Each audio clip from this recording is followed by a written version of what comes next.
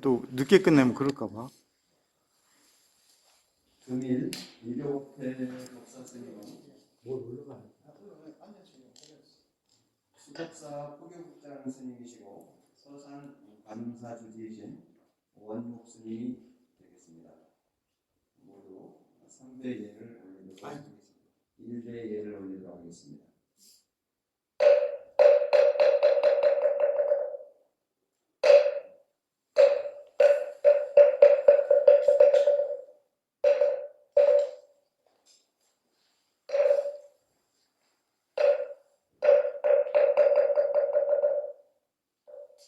모두 자리에 앉아주시기 바랍니다. 법문에 앞서 잠시 입장이 있겠습니다.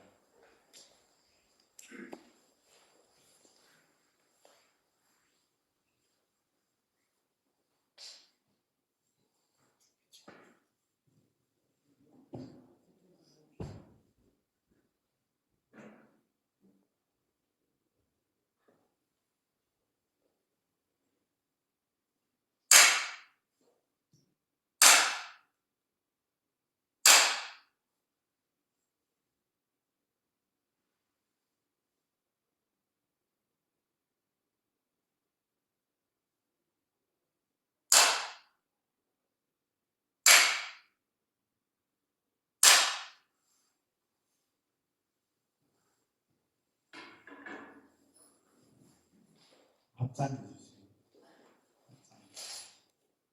나무 수건을 나무 수건을 나무 수건을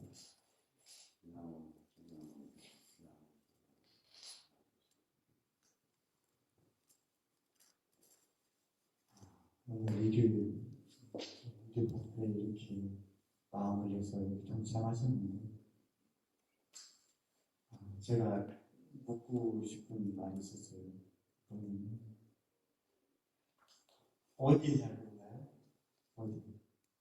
어디에 살고 있나요? 네? 어디에 살고 있어요? 덕산에요. 어디에 살고 있어요? 좋아하는 겁니다. 이 질문하고 싶었어요. 사람들은 자기가 보는 곳에 살고 있거든요. 근데 가장 중요한 건 지금 이 순간에 살고 있어요. 이 순간에 살고 있어요. 사람들은 자기 마음이 이 순간에 살고 있기가 쉽지가 않아요. 그래서 이 순간에 나의 모든 것을 집중해서 살아야 되는데 그렇게 하지 못하죠. 그렇기 때문에 이 순간에 만족을 못하는 경우가 많아요. 왜? 이 순간에 있지 못하기 때문에. 이 순간에 내 마음이 없기 때문에. 내 마음은 저기 먼 곳 다른 곳에 있죠. 그러니까 절대로 이 순간에 만족이 될 수가 없어요. 절대로 만족이 될 수가 없죠.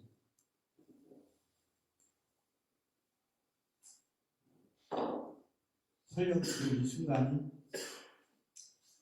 나에게 만족되지 않는다 하더라도 결국에는 나 자신한테 주어진 것은 바로 지금 이 순간이거든요. 그럼 난 이 순간을 일구어서 꽃을 피워야 되는 거잖아요. 이 순간이 아닌 곳에서 꽃을 피울 수 있는 거예요. 절대. 그렇잖아요. 사람들은 다 누구나 이 순간을 일구어서 꽃을 피워야 돼요. 근데 대체적으로 너무 먼 미래에 무슨 희망을 가지고 있다거나 아니면 과거에 일을 가졌던 그 희망을 꿈꾸고 또는 지금 이 순간에 어떠한 것을 바라고 있다거나 이렇게 하면 절대로 꽃을 피울 수가 없어요. 왜? 지금 이 순간에 집중할 수 없기 때문에 그런 거거든요. 과거는 이미 버려졌고 미래는 아직 오지 않는다. 그런 과거에 집착하지 말고 미래를 바라지 말고 그리고 지금 이 순간에 바라지 말고 지금 이 순간에 집중해라 라는 말은 그 말씀은 뭐냐면 과거는 좋아도 나빠도 그거에 집착하는 거가 크면 슬퍼요. 왜 슬프겠어요? 과거에 내가 잘 나갔거나 아니면 내가 과거에 잘 나갔거나 아니면 내가 과거에 좀 안 좋았거나 근데 그 생각에 너무 집중하다 보면 어때요? 내가 과거에 그렇게 잘 나갔는데 지금은 못 나가서 슬퍼. 또 반대로 내가 과거에는 지금은 괜찮은데 과거에 안 좋았던 기억이 떠올라서 슬퍼. 그러니 과거는 물론 생각은 할 수 있고 떠올릴 수는 있겠지만 너무 그것에 집착하는 마음이 강해지면 나한테는 무조건 슬픔밖에 되지 않아요. 과거는 내가 지나간 것으로 이렇게 떠올릴 수 있는 정도로 알아야지 그것에 집중하게 되면 그렇죠. 또 미래를 꿈꾸면 어떻게 돼요? 미래를 꿈꾸게 되면 어떻게 돼요? 그 사람 미래만 꿈꾸는 사람은 어떻게 돼요? 예? 미래만 너무 꿈꾸다 보면 희귀꼬머리가 돼요. 배터리가 된다. 방구석에서 나오지 못해. 왜? 밖에서 사는 내가 꿈꾸는 세상이 아니거든. 실제로 나한테 이루어지지 않거든. 그러니까 방 밖으로 나오지 못하지. 희귀꼬머리가 돼요. 또 지금 이 순간에 내가 뭔가를 바라잖아요. 이 순간에 내가 여기에 차가 있는데 난 원래 커피를 마시고 싶었어. 그럼 어떻겠어요? 난 이 순간에 집중할 수가 없어요. 왜? 내가 만족되지 않기 때문에. 나한테 주어진 것은 이 차란 말이에요. 그럼 내가 주어진 것에 만족해야만이 난 이 순간에 집중을 할 수가 있어요. 그리고 이 순간을 갖고 나갈 수가 있어요. 근데 내가 지금 이 순간에 주어지지 않은 걸 내가 바라면 난 이 순간을 열심히 살 수가 없어요. 왜? 빨리 시간이 지나가 버리길 바라죠. 그런 일이 없었나요? 직장에 다니거나 아니면 뭐 가정생활하거나 어떨 때 내가 이 순간에 내가 바랬던 것이 없으면 빨리 지나가 버리길 바라고 막 이 시간에 있는 게 귀찮아. 그렇게 되거든요. 나한테 주어진 것은 바로 이 순간이죠. 지금 이 상태. 그것을 내가 받아들여야만이 난 이 순간을 아름답게 꽃을 피울 수가 있어요. 이 순간을 받아들이지 않고서는 절대로 꽃을 피울 수가 없어요. 이 불교에 대해서 이제 말씀드리자면, 이 불교는 가장 근본적으로 한마디로 얘기하자면 자기 스스로를 제어하는 것이에요. 자기 스스로를 제어하는 게 불교예요. 자기 스스로를 컨트롤할 수 있어야 돼요. 컨트롤할 수 있어야 돼요. 근데 우리는 그게 안 되죠. 쉽게 컨트롤이 안 돼요. 그래가지고 지나가다 보면 우리가 가끔 그런 경우 있잖아요. 우리가 어디 길을 가고 있다 해요. 걷는데 차를 타다가 그래요. 우리가 어디를 가고 있는데 지나가다 보니까 뭐가 이뻐. 뭐가 막 좋은 게 보여. 그러면 거기를 새길로 빠지는 거지. 새길로 빠져. 유혹되니까. 오늘 차를 타다가 어디 가는데 저기 멋진 데가 있어. 그래서 가서 이렇게 구경하다 보니까 내가 뭔 일을 하고 생각하고 왔는지 까먹어버렸네. 다 잊어버렸어. 내가 뭐 하려고 했지? 이 사람들은 이 자기의 그 욕망에 그것이 있기 때문에 나를 끌어들이기 때문에 그것에 빠져서 자기가 어디로 가는지도 모르고 그렇게 가게 되죠. 실제로 내가 오늘 중요한 일들, 내가 해야 될 중요한 일들 또는 내가 이루어야 될 것들에 대해서 망각하는 경우가 많아요. 또는 방기하는 경우가 많죠. 네? 그 다음에 하지. 이렇게 하죠. 그때 모든 일들은 때가 있거든요. 그때 이루지 못하면 제대로 되지 않죠. 거사님 국민학교 다니셨잖아요. 네, 맞습니다. 네, 초등학교 국민학교 다니셨잖아요. 우리 국민학교 때 방학이 되잖아요. 숙제를 내주거든요. 그때 방학이 한 45일 됐잖아요. 겨울방학. 그죠? 45일쯤 된단 말이에요. 겨울방학 딱 45일 딱 들어가기 전에 숙제를 내줘요. 학교에서. 숙제를 딱 내주는데 아직 45일이나 숙제 하고 싶어요? 안 하죠. 다음에 뒤집고 숙제를 복사하려고 뭐 한 반쯤 지나서 그때부터 시작하면 되지. 이제부터 시간을 열심히 노는 거예요. 열심히 논단 말이에요. 그래서 절반이 지났어요. 이제 45일의 절반이면 거의 한 20며칠 남아요. 곰곰이 생각해보니까 20며칠도 길어. 숙제가 길잖아요. 좀 놀다가 하지 한 15일 결혼 남기고 하지 뭐. 며칠 더 놀아요. 다 놀다가 보니까 이제 15일 남았네. 가실 거뭐 숙제 금방 하지 뭐한 10일이면 하겠는데 또 한 5일 놀아요. 다. 그러다가 다 막상 딱 들어가려니까 힘들어. 그러니까 한 5일 더 놀다 할까? 5일은 할 것 같은데 일기도 한꺼번에 다 쓰는 거지. 5일 정도 딱 지나서 이제 숙제를 하려고 한단 말이에요. 방학 끝나기 5일 전에 마음이 다급해지잖아요. 이렇게 갑작스레 마음이 다급해지다 보니까 숙제가 뜻대로 안 돼. 시간은 다가가고 하루 지나고 이틀 지나고 3일 남았네. 또 이틀 남았네. 막 부리렇게 막 대충 막 이렇게 한단 말이에요. 그럼 그 숙제가 어떻게 되겠어요? 엉망이 되거든요. 내용도 엉망이 되고 일기도 내가 뭐 이거 뭐 날씨도 틀려. 그날 날씨도 틀리게 적어. 너무 바쁘다 보니까 이런 것처럼 내가 해야 될 때 그것을 해야 되거든요. 근데 그것을 미루게 되면 그만한 가치가 덜해져요. 그때가 여기에서 내가 뭔가를 하거나 이럴 때 다음에도 또 그때가 오겠죠. 그렇지만 지금의 의미와 그때의 의미는 달라져요. 지금의 의미와 그때의 의미는 달라져요. 이렇게 삶은 이렇게 끝없이 변하는데 그 사이사이에서 이 순간을 중요하게 여기게 되는데도 불구하고 사람들은 대체적으로 다 그래요. 거사님은 불교에 대한 그 중요성일까 그런 것들을 마음속으로 좀 느끼셔요. 부처님에 대한. 거사님은 부처님에 대한 그 간절함을 좀 느끼시나요? 불교에 대한 간절함을 좀 느끼시나요? 제가 봤을 때 제가 스님의 입장에서 이런 얘기 드리는 건 좀 그렇지만 불교에 대한 간절함을 느끼는 사람은 아마 전 세계의 불자를 다 통틀어서 이 한 손에 한 손가락 안에 들 것 같아요. 5명도 안 들 것 같아요. 불교에 대한 간절함이 있을 정도면 정말 불태전하고 나아가야 돼요. 불태전, 물러나는 것이 나아가야 돼요. 근데 우리는 그래도 뭔가를 믿으면서 살아가고 핑계 끊임없이 그런 사람들이 불교에 간절함이 있다고 하기 힘들어요. 그건 저도 마찬가지일 거예요. 그렇기 때문에 사실 불교에 대한 간절함을 갖는다는 건 굉장히 힘들어요. 그러니까 부처가 될 수가 없는 거예요. 아무도. 그러니까 부처가 나오기 그래서 힘든 거예요. 부처님. 그래서 부처님이 나오기 힘든 거예요.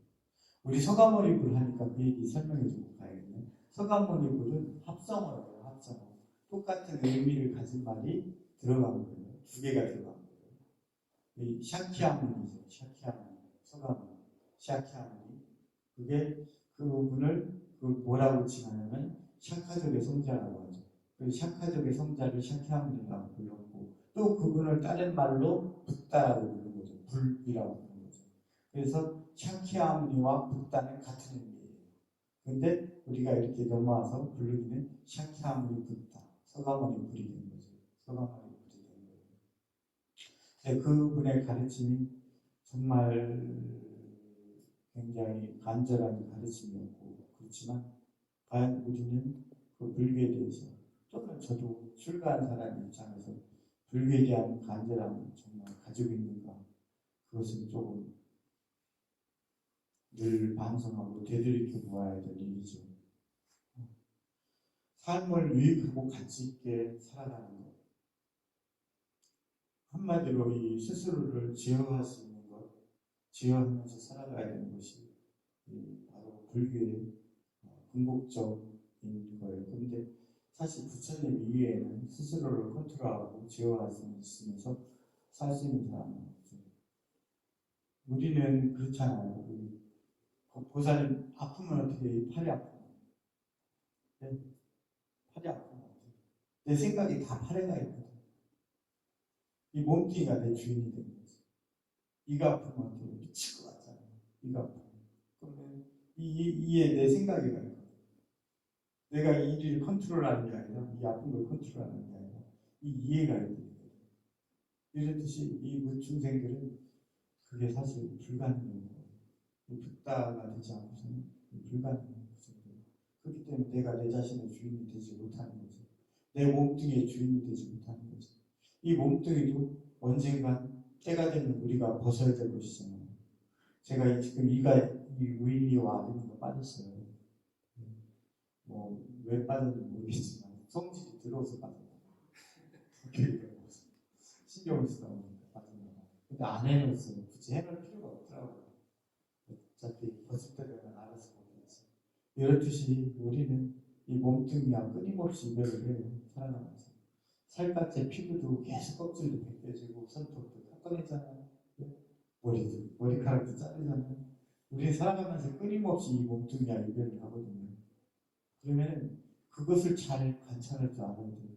우리 몸뚱이는 언젠가는 이렇게 끊임없이 계속 이별을 해가야 될 몸이다라는 것을 내 마음으로 느껴야 돼요. 그러면 그것이 소중함을 오히려 뭐라고 해야 되나? 우리가 무상이죠. 우리가 밖에서 무상하다 하는 거는 실제 무상이 아니거든요. 우리 어떨 때 무상하다라고 하는 일이 뜻대로 되지 않을 때 또는 뭐 할 때 그걸 왜 무상하다라고 해요? 무상하다라는 말은 그 의미가 아닌데 무상하다라는 것은 항상함이 없다라는 거잖아요. 그걸 무상하다라고 하는데 사람들은 자기 뜻대로 되지 않으면 무상하다라고 해요. 왜 거기에 무상이 들어가요? 왜 부처님 말씀 거기다 갖다 붙여? 뜻이 맞지 않는 얘기인데 그런 얘기거든요. 근데 이 항상하지 않은 걸 알게 되면 지금 이 순간이 소중하다는 걸 느낄 수가 있어요. 왜? 내가 이 몸뚱이를 가지고 건전한 몸뚱이를 가지고 뭐 할 수 있는 것 내가 이거 지금 가지고 있는 것 이런 것들은 지금 이 순간이잖아요. 나중에 다 잊어버리게 돼 있고 잃어버리게 돼 있거든. 그걸 알면 지금 얼마나 소중하겠어요. 그 소중함을 자각해야 되는 거예요. 그렇기 때문에 그것을 늘 생각해야 돼요. 그리고 이제 시간이 많이 줄었으니까 이제 여러 가지 얘기하지만 이 불교는 이 소욕지족입니다. 소욕지족입니다. 이 무소유는 자연학교도 사상이에요. 불교가 아니에요. 그리고 무소유는 극단주의예요. 극단주의. 왜 그러냐면 무소유잖아요. 그렇기 때문에 그게 가야 돼요. 극단주의. 우리는 살면서 많은 것들을 소유하고 또 잃어버리죠. 네? 그렇기 때문에 무소유는 없어요. 그래서 이 자연학교도의 수행 승려들조차도 모순을 발생시켜요. 왜? 무소유이기 때문에 홀라당 갖고 다니는. 근데 불살생에 대해서 또 털이개는 갖고 다니고 털을. 그럼 좀 가리고 다니지. 그럴 것 같아요. 이게 무소유라는 극단주의를 표방하다 보니까 이렇게 되는 거예요. 그렇기 때문에 이 불교는 소욕지족이라는 걸 알아야 돼요. 소욕, 욕심이 적은 거. 어떤 것 같아요? 욕심이 적은 건 어떤 거죠? 욕심이 적은 상태는 어떤 거죠? 언제가 좀 줄어들겠다. 언제가 줄어들겠다. 여기 거사님이 계시지만 또 내가 있지만 우리가 소욕하는 관계가 되면 서로에게 아부를 할 필요가 없죠. 소욕을 하게 되면 서로 간에 아부를 하거나 어거지로 없는 말을 하잖아요. 그리고 내 겉모습을 감출 필요가 없죠. 소욕을 하게 됩니다. 그런 걸 소욕이라고 볼 수가 있어요. 그러니까 단순히 욕심을 안 부린다는 게 아니라 가식적인 삶을 살지 않게 되는 거죠. 가식적인 삶.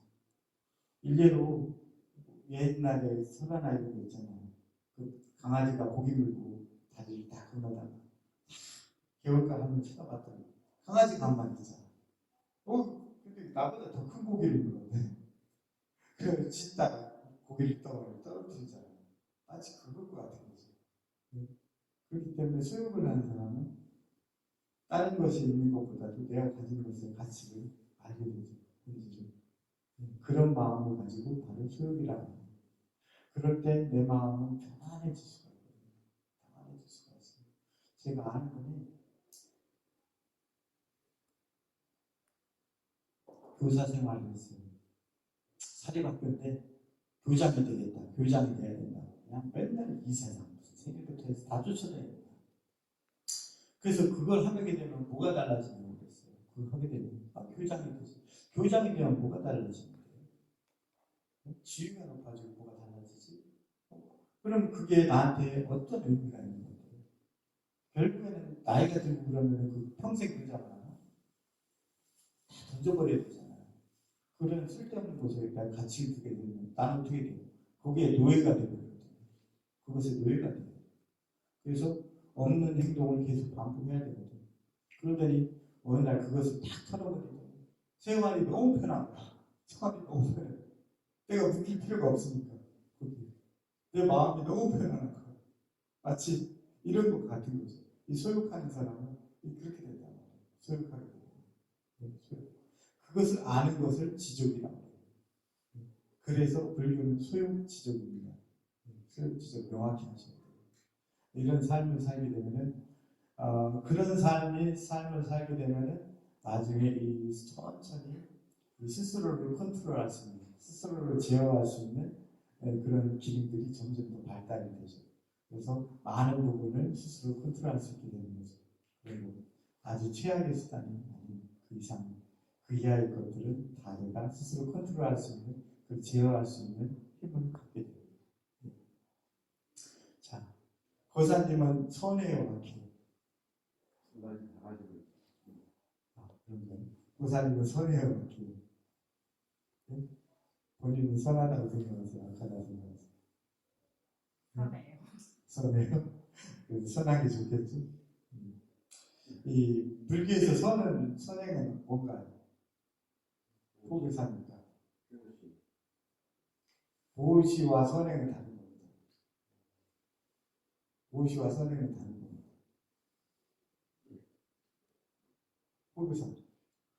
보교사 거사님 어디 있어요? 선행이 뭐예요? 예. 사무량심을 뭐요? 사무량심. 그분밖에 없어요. 또 있지 않아요? 왜 팀장님 어디 갔어요? 도망갔네. 선행을 뭐라고 안 배웠나요?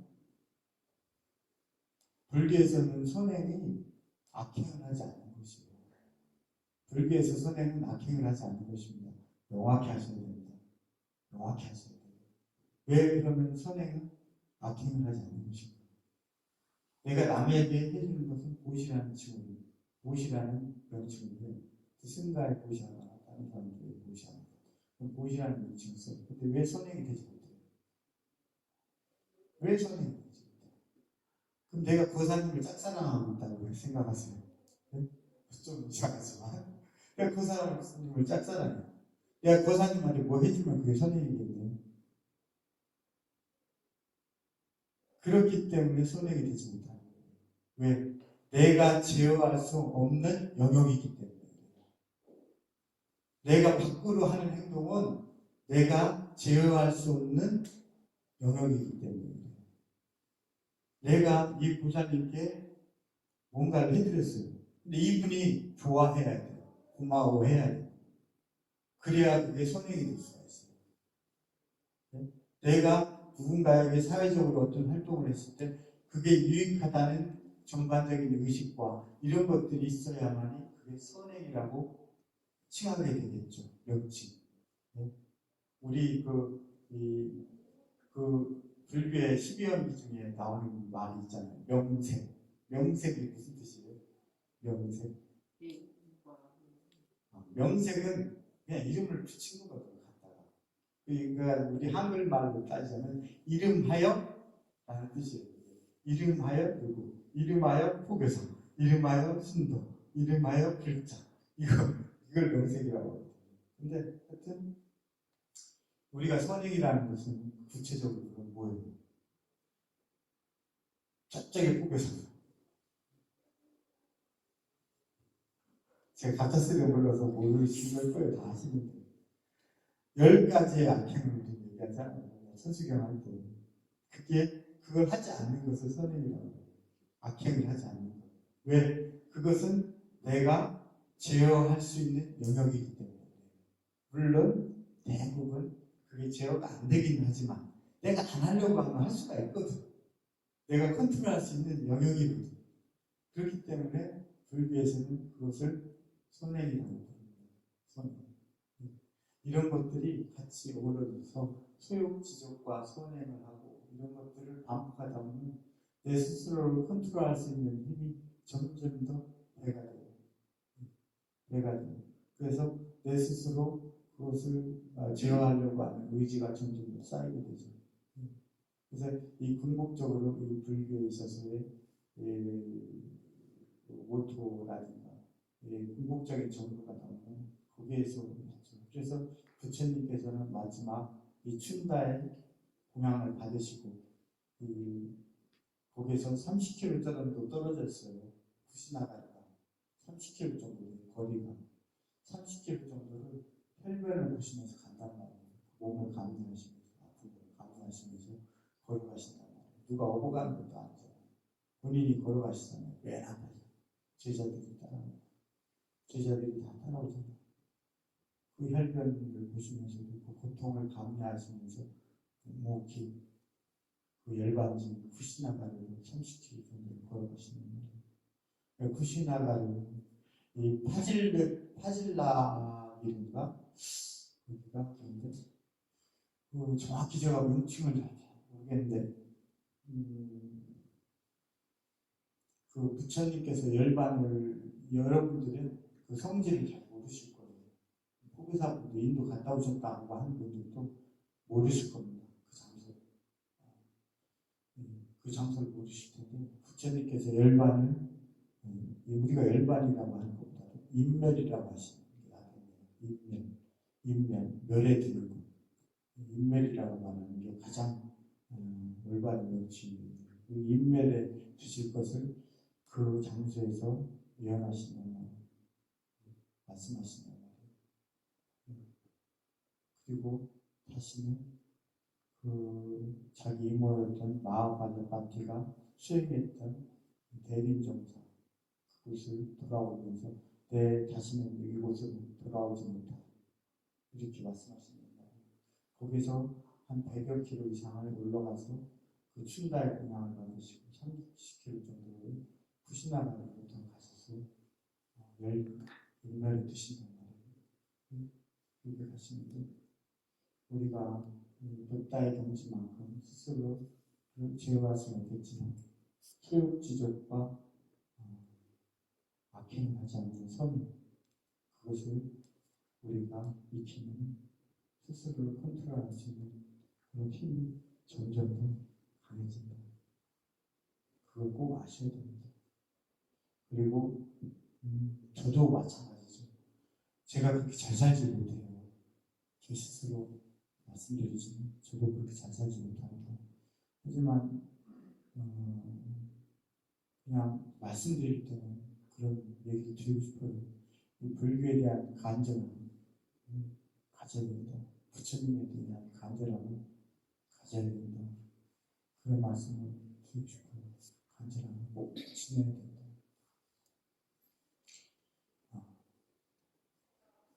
그게 우리가 부처님과 맞닿은 마음일 거예요. 부처님께서 그런 마음을 우리에게 얘기해 주셨고 우리는 거기에 부응하는 마음을 바로 그런 간절함을 갖는 마음일 거예요. 그런 걸 가져야 합니다. 불교는 스스로 제어할 수 있는 것을 궁극적인 모토로 삼고 있다고 했잖아요. 그 스스로를 제어할 수가 있기 때문에 나의 생각을 통제를 할 수가 있는 거예요. 내 생각을 통제를 할 수가 있는 거예요. 내 몸뚱이에 이끌리지 않고 세상 모든 그런 것에 이끌리지 않고 스스로를 통제할 수 있는 거예요. 불교에서 흔히 그래서 제가 불자들한테 흔히 얘기 드리는 게 바로 그런 거예요. 요거 하나만큼은 명확히 알면 세상을 슬기롭게 살아갈 수가 있다 라고 말씀드리는 게 있어요. 그것이 뭐냐면 내가 제어할 수 있는 것과 제어할 수 없는 영역을 올곧게 잘 바라보면 세상을 슬기롭게 살아갈 수가 있다. 내가 제어할 수 있는 것과 제어할 수 없는 것 슬기롭게 잘 관찰하고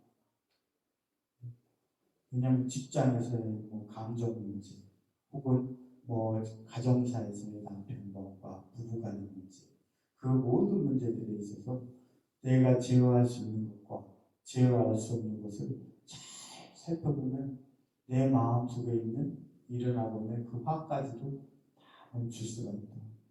그리고 나에게 설령 삼재가 들어섰다. 그래가지고 나한테 나쁜 일이 있다 하더라도 거기에서 그칠 수가 있다. 왜? 제어할 수 있는 것과 제어할 수 없는 것을 알기 때문에.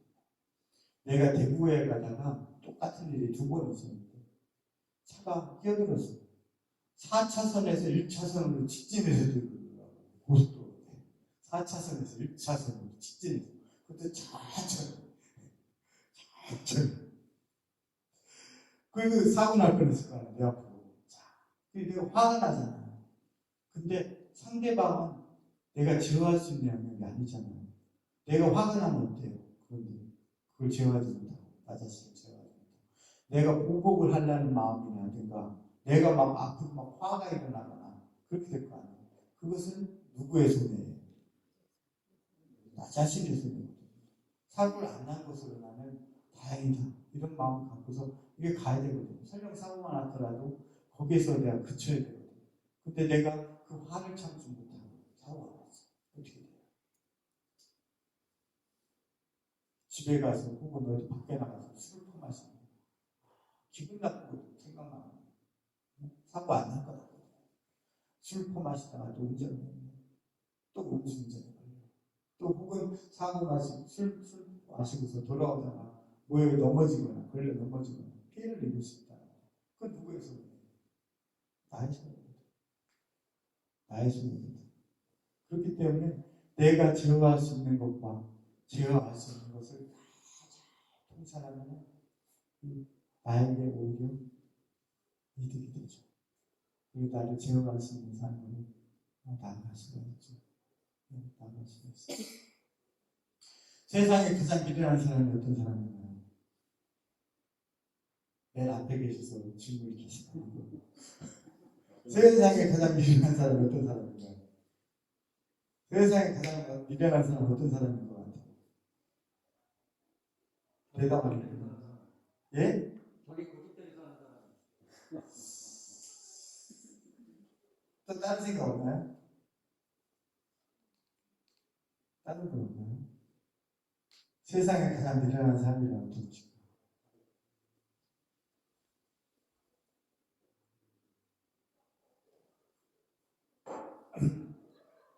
세상에 가장 미련한 사람은 생각으로 고민하는 사람입니다.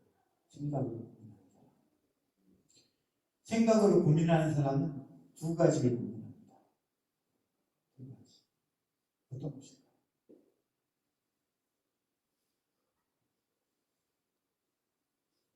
여기 나한테 들은 분도 있어요. 그 얘기를. 들은 분도 있는데 대답을 안 해요.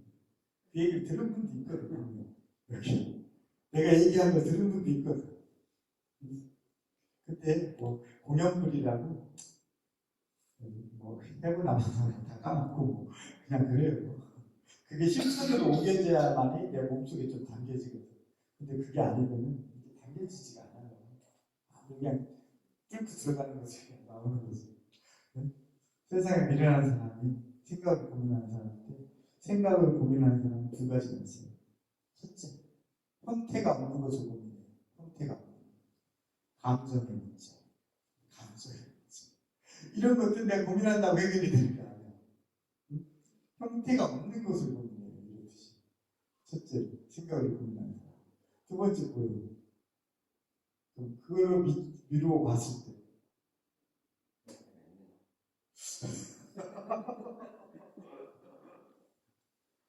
첫 번째는 형태가 없는 것을 고민하죠. 그리고 2번째는 지금 현재 나한테 주어지지 않은 것을 고민해요. 과거에 어떤 일이 있었어. 어제 어떤 일이 있었어. 또 내일 어떤 일이 있을까? 이걸 고민해요. 과거에 어제 어떤 일이 있었어. 혹은 내일 어떤 일이 있을까? 이걸 고민해요. 이거는 내가 고민해서 돼요, 안 돼요? 택도 택도 없어요. 택도 없다고. 절대로 풀릴 수가 없지. 그러니까 풀릴 수 없는 걸 고민하니까 그 미련한 거 아니겠어요? 풀릴 수 없는 걸 고민합니다. 그러면 한 단계 더 나가자. 이거보다 더 미련한 사람이 하나 있어요. 어떤 사람일까요?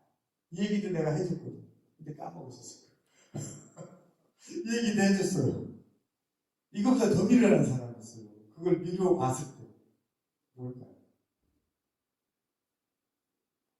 그 뭐냐면 그 고민을 잊기 위해서 그 고민을 생각하는 사람입니다.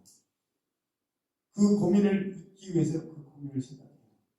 옛사랑을 잊기 위해서 옛사랑을 생각해요. 떠올려요. 근데 나는 잊으려고 하는데 생각하면 생각할수록 더 생각이 나요. 더 고민이 되는, 더 떠올려져요. 그 고민을 잊으려고 난 그 고민을 생각했는데 그 고민이 사라지지 않고 더 떠올려져요. 그러니 얼마나 미련한 거겠어요. 잊으려고 하면 더 떠오르지. 생각하세요. 왜? 그렇죠. 이렇듯이 보편적으로 많은 사람들이 이렇게 살아가요. 그렇기 때문에 그것만 알고 있어도 우리가 가끔 어떤 난처한 일이라든가 이런 게 고민, 내 자신 스스로 고민이 있을 때 이렇게 자신을 살펴보면 그것들을 풀 수가 있습니다. 그것들을 풀 수가 있어요. 우리는 집을 짓는 장인들이 집을 짓는 장인이라고 합니다. 하나같이 집을 짓는 장인이에요. 그럼 나의 집을 만드는데 심혈을 기울여야 되겠어요? 안 되겠어요? 그죠? 심혈을 기울여야 되죠. 그렇지만 그 많은 사람들이 자기 집을 짓는데 어떻게 방이랑 뭐 별로 다음으로 미뤄두고 또는 이렇게 되죠. 이렇게 나의 집을 짓는데 그렇게 한다면 삶은 뭐 내일 해도 될 것 같고 뭐 해도 될 것 같고 이러거든요. 불교는 연기잖아요. 연기. 이것이 있으면 저것이 있고 저것이 있으면 이것이 있다잖아요. 그래서 인생을 풀어놓은 곳이 바로 12연기잖아요. 12연기.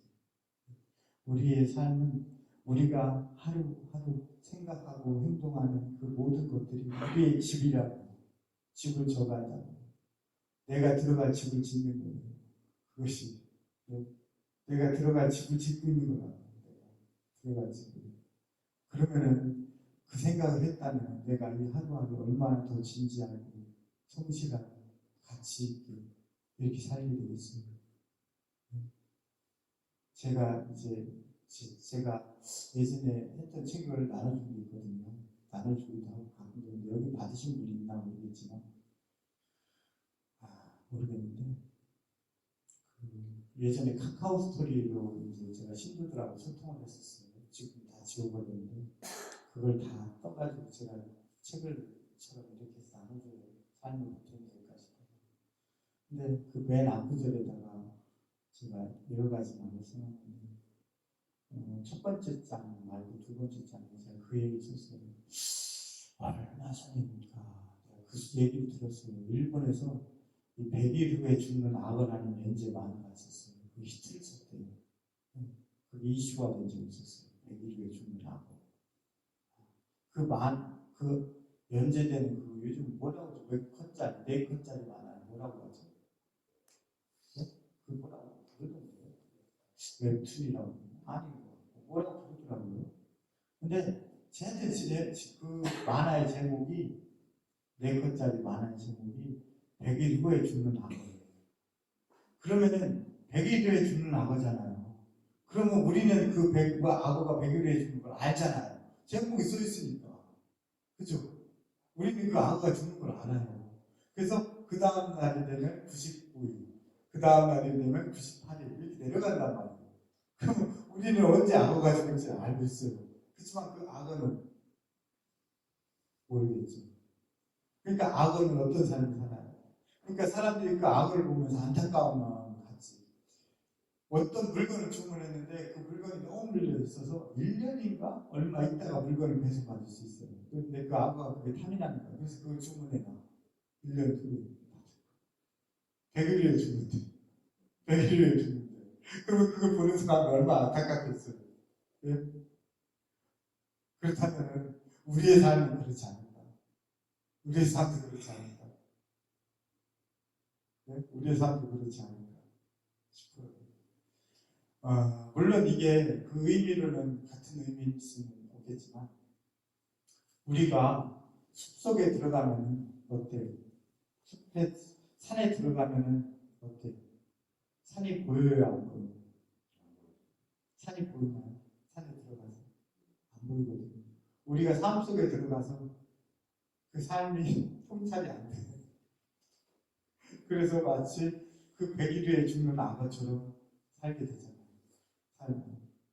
내일 어떻게 될지도 모르고 그냥 오늘의 욕망에 이끌려서 되는 대로 그때마다 장단에 맞춰서 춤을 추면서 이렇게 살아가게 되잖아요. 이런 삶을 한번 되돌이켜 보세요. 그러면 우리가 오늘에 대한 지금 이 순간에 대한 가치가 아주 커지게 될 겁니다. 이 순간을 내가 얼마나 가치 있게 살아야 되는지를 되새길 수 있을 거예요. 제가 일단 마무리로 얘기 드리고 가겠습니다. 끝내겠습니다. 마무리로. 제가 평창에 좀 쉬고 있었어요, 한동안. 그때 이제 기독교 이제 모태신앙이라고 있는 신도가 있었는데 그 커피집에 갔었어요. 가끔씩.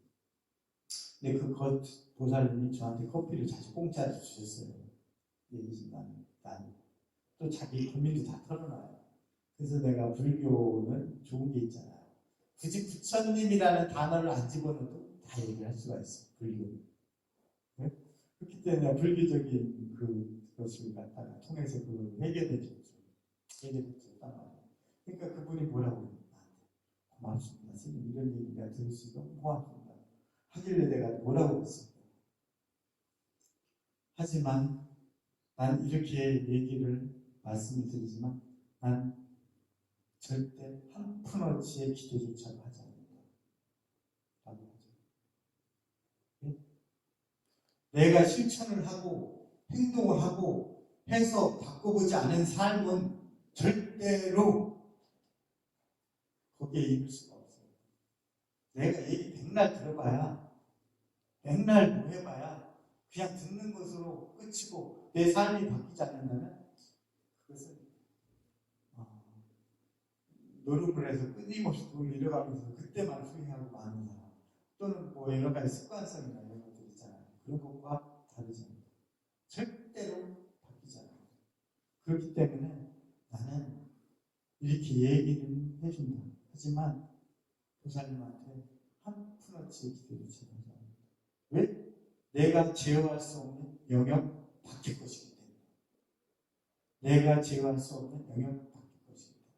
보살님이 바뀌기를 바라고 내가 말을 던지려는 것보다 내가 아예 로또를 사는 게 확률이 높을 거라고.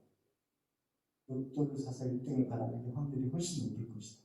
상대가 바뀌기를 바라는 겁니다.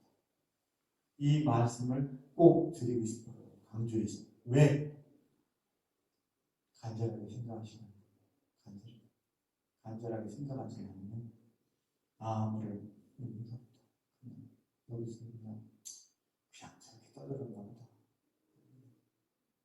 잊혀지는 것 그 이상 아무것도 아닙니다. 그 말씀을 꼭 드리고 싶습니다. 수고합니다.